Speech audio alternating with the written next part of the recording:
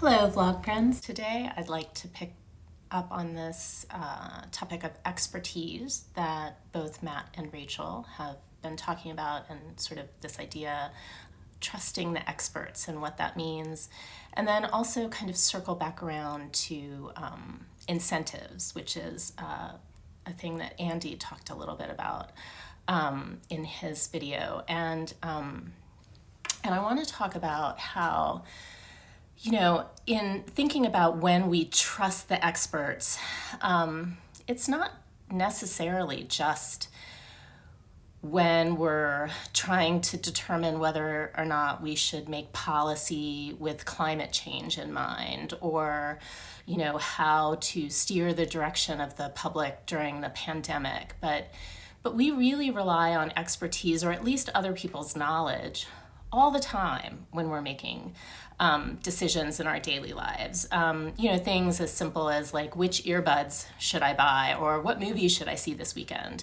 to decisions with a lot more consequence, like who should I choose to be my kid's pediatrician, or where should I go to college. And in these situations, sometimes we need an expert in sort of the common sense, right? A person with really kind of deep knowledge of a relatively narrow field. And a lot of times that knowledge is kind of specialized, right? It's knowledge that not a lot of people have.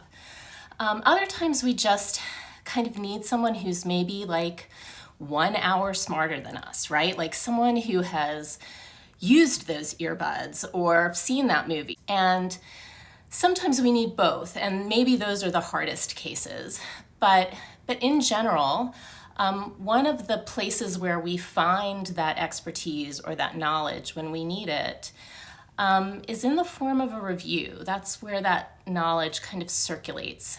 And all of these reviews, kind of have some things in common in spite of their, kind of differences in form and format and platform. And on the surface, it seems like a review has a pretty kind of straightforward purpose, right? At least for like the average person, like writing a review on Amazon, right? Did I like this or not? Was it good or bad? But when you start really thinking about it, the purpose of the review, the reason why someone is saying this was good or bad, or the reason why you're being asked if something should get 4 stars or 1 star, is really so that you can help someone else make a decision. And so, and even then thinking, that additional layer of complexity, sometimes the decision isn't necessarily this straightforward kind of either or, right? Like I'm thinking in terms of like, reviews of scholarly manuscripts that are being considered for publication, right? Sometimes the question isn't, is it good or bad, right? Sometimes the question is, what is this contributing to the field, and how would it fit in with this journal, right? And your evaluation of whether it's good or bad is less relevant than kind of a more descriptive kind of review that talks about what it's doing and what it's not.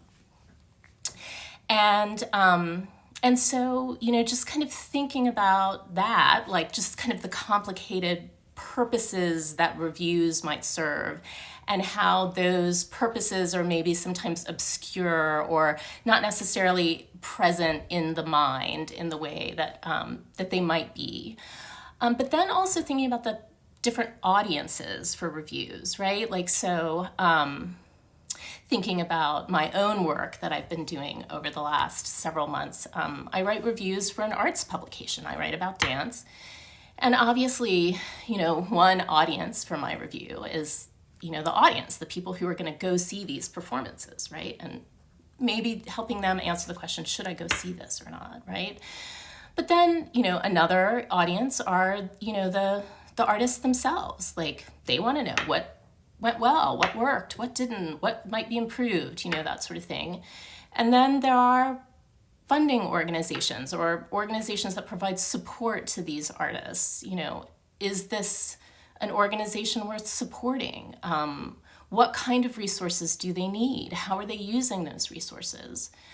And then there are the experts who study dance in the way that poetry scholars study poetry, who want kind of a deeper level of interpretation, and sorting that out depends on sometimes which publication I'm writing for, or what particular kind of artist am I writing about, and sometimes the interests of those audiences, the primary and secondary and tertiary audiences, are in conflict with one another. And I have to kind of make a decision about which audience I'm going to prioritize. And that decision a lot of times affects what information I end up sharing in the review. And so I think these questions, I'm not really sort of positing any answer, but I'm just thinking about kind of how information and expertise kind of circulate just in one form. Like, the review isn't the only place that it circulates, right? But it's the one that most of us are most familiar with. And that seemingly simple form is itself really complex and involves lots of complex decision making on the part of the person who's writing it, but then also lots of complex decision making on the part of the person who's reading it. And just, sort of wondering, circling back around to this question of incentives, kind of thinking about, well, what incentives do we provide to people to kind of take the time to think about those things when they're writing reviews, right? And how do we make those kinds of things more transparent?